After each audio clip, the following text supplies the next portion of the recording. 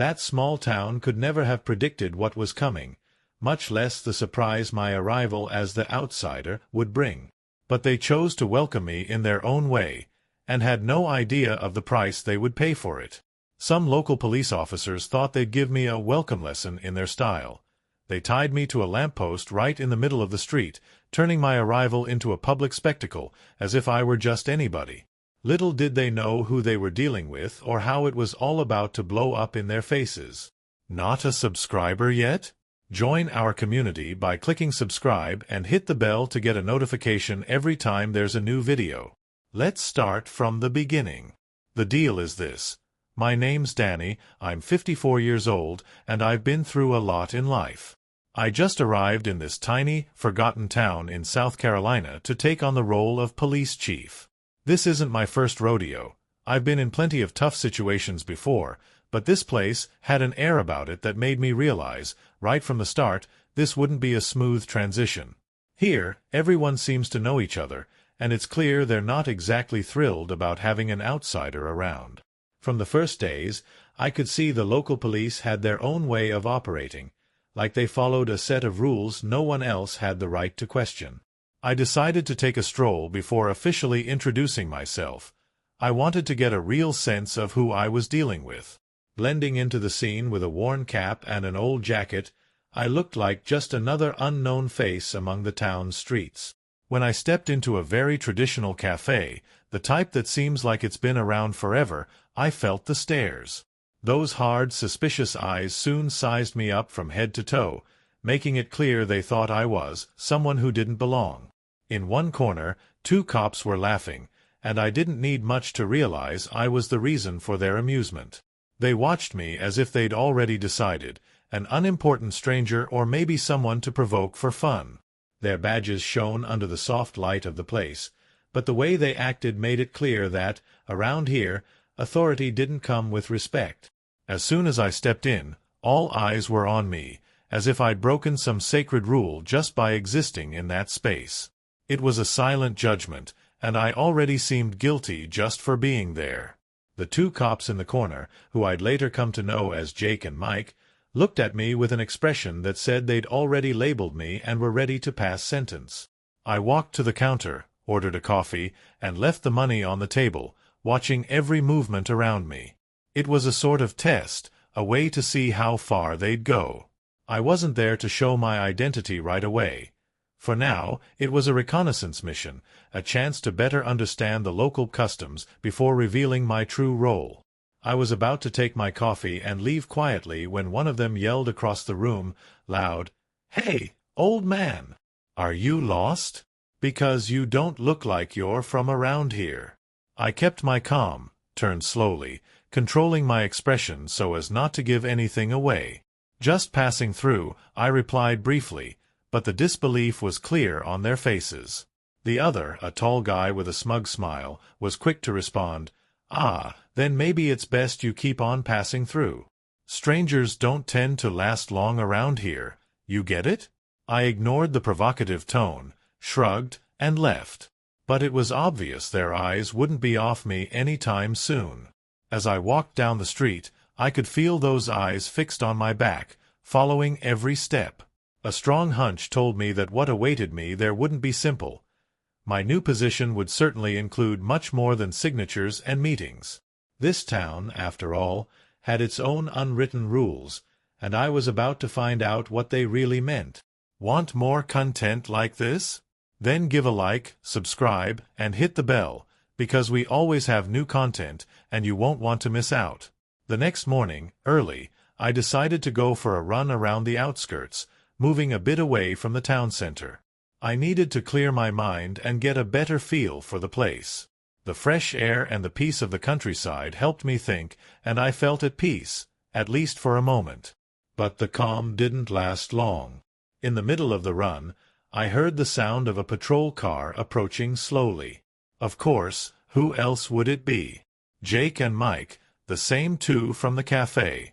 The town's dynamic duo. Jake, with his blonde hair, thin, with a sarcastic grin, leaned out of the open window and called out, "Hey, runner, are you lost?" The way he said it made me feel like I'd crossed into some forbidden territory. I could almost imagine an invisible sign saying, "No trespassing for strangers." Beside him, Mike, who looked like he could lift a car, stared at me with a hard expression and added, "Are you sure you're welcome around here?" I stayed calm, slowed down, and replied calmly, "I'm just running." "I imagine that's still allowed around here, right?" Mike smiled with a cryptic expression, as if holding onto a secret. "Allowed, maybe," he replied. "But those who come from outside don't usually get a warm welcome, especially if they're not familiar with our way of doing things." They watched me as I resumed my run, and I could feel that every step was being monitored. It was increasingly clear that what awaited me here went far beyond appearances. Those rules they mentioned carried more weight than I'd imagined, and it would only be a matter of time before I discovered why. Before I could even question what kind of nonsense this was, they got out of the car, unhurried, and started walking towards me. Jake was the first to approach, getting too close, invading my space with a forced familiarity that was anything but friendly. Without asking for any permission, he started searching my pockets, as if he had every right to do so. I tried to keep calm, controlling my breathing while watching as they exchanged mischievous looks, as if this were some kind of game for them. It was a provocation, a staged act to gauge my reaction, and I knew I needed to keep my cool. They seemed to enjoy the idea of humiliating me, cornering me as if I were just any criminal. After rummaging through my pockets for a while, Jake finally found a random piece of plastic, nothing significant, but he held it as if he'd found some crucial piece of evidence. His face lit up with a nearly sick satisfaction, as if he were holding a trophy proving my guilt in something. "Well, well, look what we have here," he said, with a rehearsed tone, holding up the piece of plastic between his fingers and looking at it with exaggerated importance. "Is this yours?"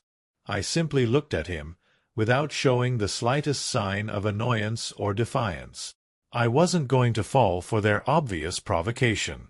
It was clear that this whole act had been meticulously planned by them, a little play with a single goal, to destabilize me. But I knew that reacting the way they wanted would only strengthen that farce. So I stayed silent, keeping my gaze steady on them, without showing a hint of weakness. I was already at the limit with that friendly reception of theirs, but I knew that, at that moment, the last thing I could do was lose my cool. They had no idea who I really was, and this wasn't the moment to show them. So I stayed calm, holding back my frustration and controlling every reaction, even when they grabbed my arms and, without any explanation, dragged me along. They were hauling me like I was an intruder who needed to be put in his place, an unwanted figure they'd found lurking where he shouldn't be. Without a single word of justification, they took me straight to a lamppost in the middle of the main square. The town was starting its routine, and the movement of people was gradually increasing. Some people slowed down when they saw us, pausing for a moment to watch with curious, distrustful looks.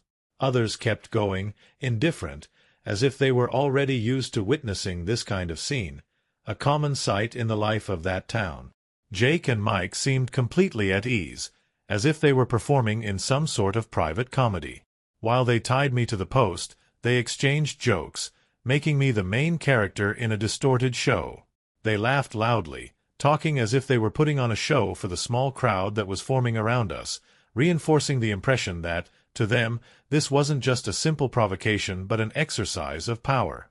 Their smiles and laughter made it clear how much they enjoyed humiliating me publicly, without the slightest remorse or doubt. "Ladies and gentlemen," Jake proclaimed loudly, with an exaggerated mocking bow, "we have here a troublemaker from the big city." The crowd around us began to grow, drawn in by the spectacle. Mike, taking advantage of the moment, continued in the same sarcastic tone. "That's right. I wonder if he's got any tricks up his sleeve, or just junk in his pockets." They theatrically tied my hands around the post, making sure everyone could see the scene. People around us watched with a mixture of curiosity and amusement. Some took out their phones and began recording, turning that moment into entertainment. Others simply laughed, shaking their heads, as if they were watching a rerun of a familiar show, already accustomed to that kind of morning spectacle. Jake seemed to live for this kind of attention. He looked around with a sickly satisfied expression, a smug smile on his face, savoring every glance from the impromptu audience. He leaned in, bringing his face close to mine, and, in a voice loud enough for everyone to hear, threw out a taunt with a disdainful air. "So, it looks like we have a troublemaker among us, huh? We're not going to let someone like you wander around our town freely." The tone, heavy with sarcasm, was just a reflection of his satisfaction at turning my arrival into a public spectacle. Every word, every gesture, was meant to demoralize me, to remind everyone who was the outsider, and to him who the owners of the place were. It was more than just a simple provocation. It was a way of showing power, of making it clear that, to them, I was a threat that needed to be controlled. While they strutted around and laughed heartily, convinced this was the peak of their power display, I felt anger bubbling inside me. The urge to react, to confront them right then and there, was almost irresistible. But I knew that wasn't the right moment. There was a more effective way, a way that would not only ensure the justice I wanted, but also achieve something greater, to change things in that town in a way they'd never imagine. This was more than just a pathetic comedy. It was something disturbing. Those guys were so absorbed in their own show that they seemed unaware of what they were truly revealing, as if this whole charade was perfectly normal. I'd seen a lot of dirt and low behavior in my life, but this crossed every line. I reminded myself to stay in control, to let them carry on without realizing what I was planning. It was only a matter of time before they dug their own graves. And there I was, tied to the post in the middle of the square, becoming a sort of public attraction. Jake and Mike paraded around, proud as peacocks, believing themselves to be the big heroes for supposedly catching the big fish of the week. None of them even tried to be discreet. They seemed to enjoy the attention, the tacit approval of some onlookers who stayed to watch. People kept recording, capturing every angle, laughing, making comments in low voices. Some shook their heads, while others seemed genuinely intrigued, perhaps wondering what that outsider could have done to deserve such a welcome. But I stayed there, impassive, watching and waiting. Each of their laughs, every smug glance they exchanged, only reinforced my certainty that my response would be decisive. And when it came, no one in the town would see that pair in the same light again. But this carefully staged scene didn't take long to spread beyond the town's limits.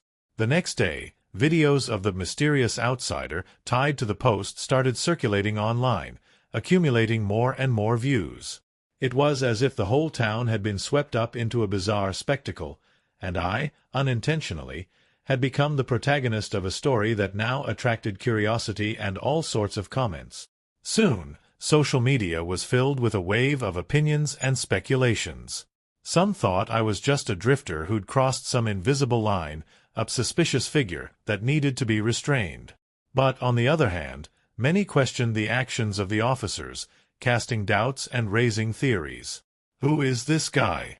Why does it look like he's in a Wild West showdown? They wondered.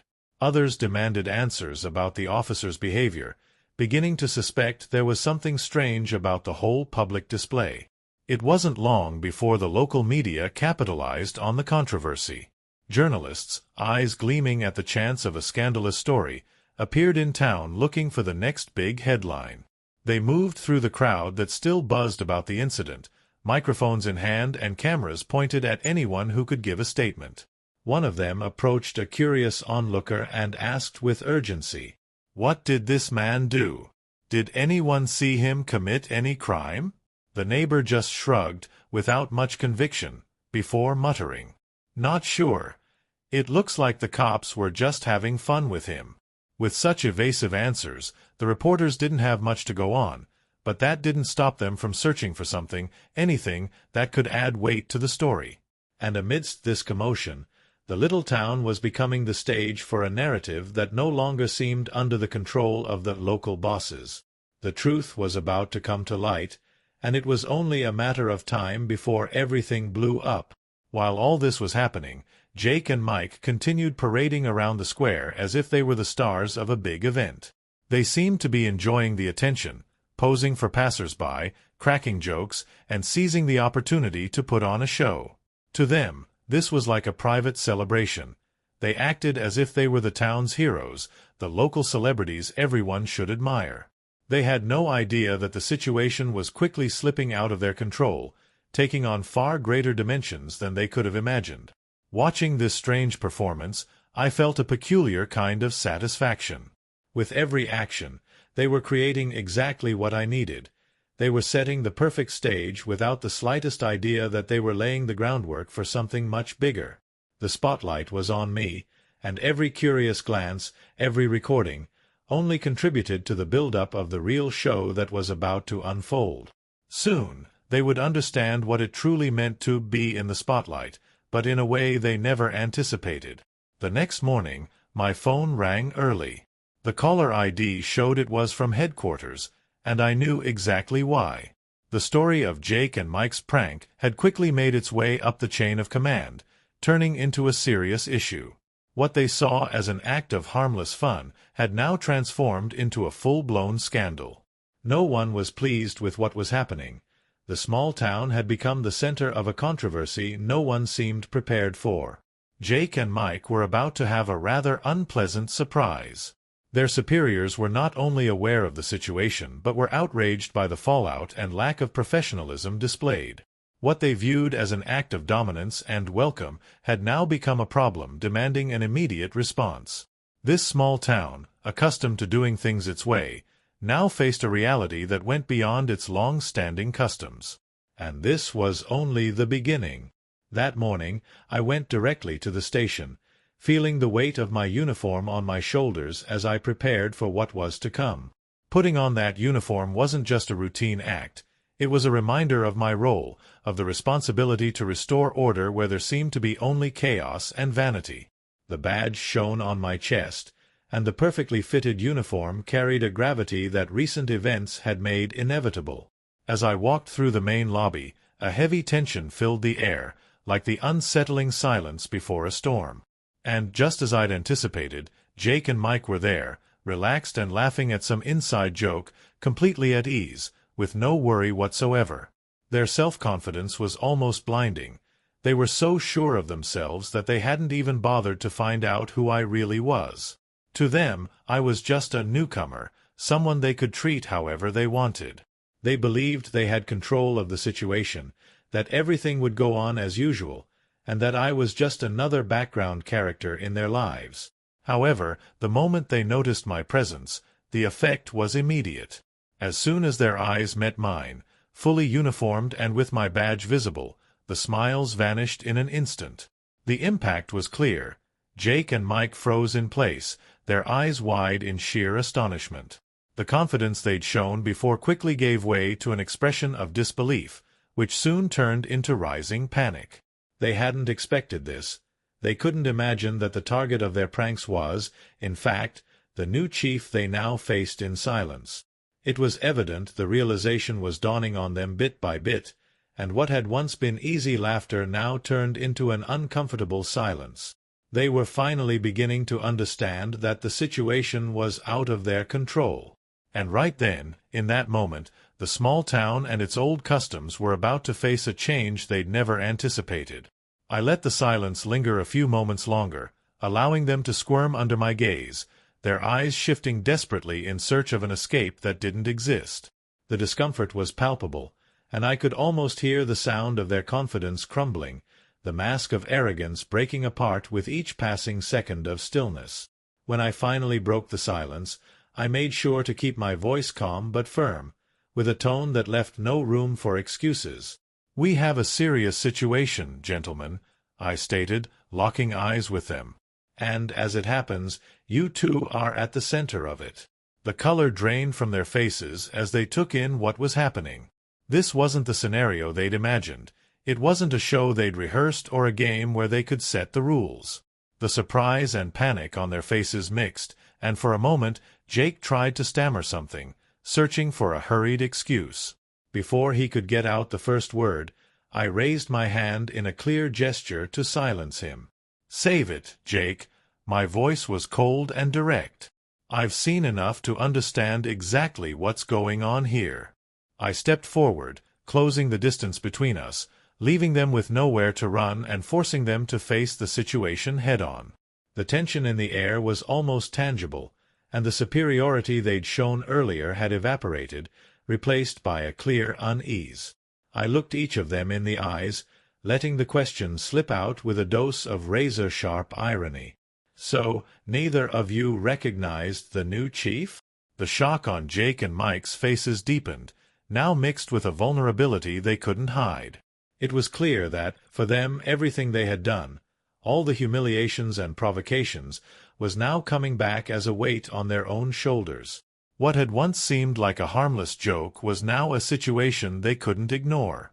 The authority they thought they had was vanishing before the reality of it, and they finally understood. They no longer controlled the situation. The room sank into absolute silence, the kind of silence that captures every breath and makes the air feel heavy. It was as if everyone were witnessing an inevitable accident, a disaster unfolding in slow motion. The other officers began exchanging looks, finally grasping the gravity of what was happening. What had once seemed like a joke among colleagues was revealing itself to be something far more serious. Meanwhile, Jake and Mike stood frozen, trying to keep a confident stance, but their faces betrayed them. No matter how hard they tried to hide it, their nerves were clear, and the reality of what they'd done was finally hitting them. Calmly, I took out my phone and pressed play on the video recorded the previous day. The video perfectly captured their entire performance, with every joke, every arrogant gesture, and every sarcastic comment displayed in high definition. I held up the phone so everyone in the room could see it, allowing every detail of their staged humiliation to come to light under the clarity of the truth. "In case anyone here is still unclear about exactly what happened," I said, with a firm, measured voice, as I showed the video to everyone present. "This is what we're dealing with. These two decided to have fun at the expense of a stranger, without even bothering to find out who he was." The shame on the other officers' faces was unmistakable. Many looked away, while others kept their gaze on the video, processing what it truly meant. Jake and Mike had nowhere left to hide. Their actions, once veiled by the camaraderie of a small town, were now exposed for everyone to see, and the extent of their recklessness was clear to the entire station. What once seemed like a harmless joke had turned into a stage where they were now the ones under judgment. And, for the first time, it seemed they were starting to understand what it truly meant to be in the spotlight. The entire precinct watched the video in absolute silence, and the initial shock soon turned into something closer to disgust. It was clear how surprise gave way to expressions of disapproval. Everyone there finally understood the extent to which Jake and Mike had taken things. The atmosphere was tense, and no one seemed willing to ease it. Jake, perhaps feeling the weight of their reactions, looked as if he was about to say something, perhaps a justification or even an attempt at an apology. But instead, he did something no one expected. Rather than apologize, Jake shrugged, lifted his chin in a defiant gesture, and declared, "Look, this is how things work here. Tradition, you get it? We have a little fun with outsiders. It keeps people in line." His voice carried a defiant tone, as if he still believed he had control of the situation. It was almost surreal. The arrogance of his words contrasted with the heavy atmosphere filling the room. I raised an eyebrow, looking directly at him. "Tradition?" I repeated, with a hint of irony. "So, you have a tradition of publicly humiliating people just because they're new?" Jake forced a smile, casting a quick look around, as if hoping for some sign of support from his colleagues. Perhaps he thought his words were reasonable, something that could restore the old order. But the expressions of the other officers showed only silent disapproval. Without understanding the room, he continued, trying to justify his behavior. "It doesn't hurt anyone. It's just harmless fun, you know?" The silence that followed his words was overwhelming. It was clear that no one else shared his distorted view. The idea of treating someone that way in the name of fun seemed not only outdated but shameful. Jake didn't understand that the tradition he was defending no longer had a place here, and that the cost of his behavior was only beginning to be felt. I looked around and saw the expressions of the other officers, their faces marked by disbelief and a discomfort they didn't try to hide. The weight of what had happened was finally sinking in, and even the most skeptical understood the seriousness of the situation. Jake and Mike's tradition had met its end right then and there, in that room. What was once a twisted initiation ritual was now officially dead, replaced by a much more bitter and definitive understanding. Days later, the little show put on by Jake and Mike had spread like wildfire in the height of summer. The situation had gone beyond being mere gossip in town and turned into a topic of debate on city talk shows and even state news broadcasts. Journalists camped outside the precinct, with cameras and microphones ready, watching every move, hoping to capture the next chapter of what had quickly become a public scandal. The community, once divided between those who ignored or even found the pair's antics amusing, was now united in indignation. The townspeople, who for years had quietly accepted Jake and Mike's antics, were now demanding justice. What once went unnoticed had become unacceptable. The feeling of discontent resonated in the town streets. Protesters began to gather outside the precinct, carrying signs with messages of rejection and demands for justice. The anger of the community was palpable, like an unexpected storm no one saw coming but now seemed impossible to contain. They were determined, making it clear they wouldn't stop until those responsible faced the consequences of their actions. Jake and Mike, who once boasted and made jokes, now had their faces on every screen, in every newspaper, held accountable not only by the town but by the entire state. That harmless fun they defended had vanished, replaced by a collective call for change. And as the protest grew, the legacy they thought they had in the town was crumbling, consumed by the demand for justice and the cry of a community that had finally awakened. I called the entire precinct to a meeting in the main hall. I knew that this moment couldn't be treated lightly or with evasions. It wasn't the time for gentle warnings or friendly reminders. There, in front of everyone, it was time to establish firm boundaries, once and for all. As I looked into each officer's eyes, I made it clear that what had happened with Jake and Mike went far beyond them.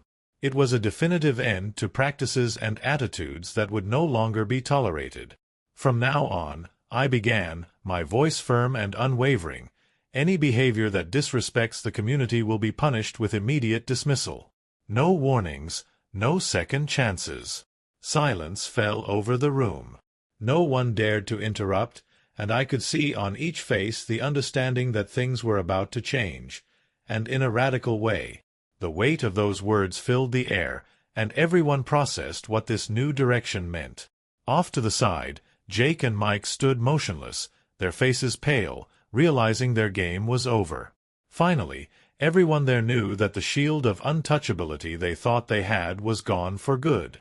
Without prolonging the tension, I pulled out 2 pre-prepared dismissal forms and signed them both right there, in front of everyone present, leaving no doubt about the seriousness of what was happening.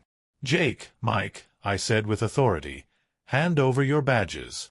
Your time here is over." With no way out, they stood still for a second, hesitant. The room remained silent as the two, embarrassed, finally removed their badges and placed them on the table, acknowledging that their era had ended there, in front of everyone. It was a defining moment for everyone in that room. Things would never be the same. This wasn't just a lesson, it was the establishment of a new order. The room was left in absolute silence, a silence that spoke more than any words could. There was no room for arguments or justifications. Everyone there knew that what had happened was irreversible and that the town would no longer tolerate any more abuses of authority. Jake and Mike, who for so long had believed themselves above any consequence, now understood the harsh reality. Justice had finally arrived, not only for them but for every person in the community who had ever been disrespected. With a firm look, I handed them the dismissal papers.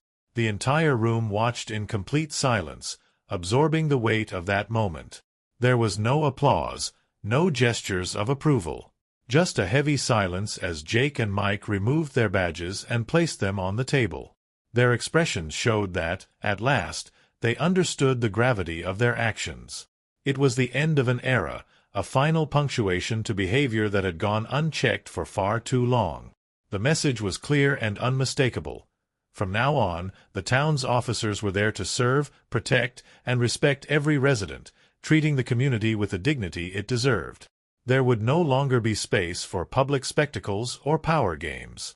Every police officer present knew that, from that moment on, order and respect would be the town's cornerstones.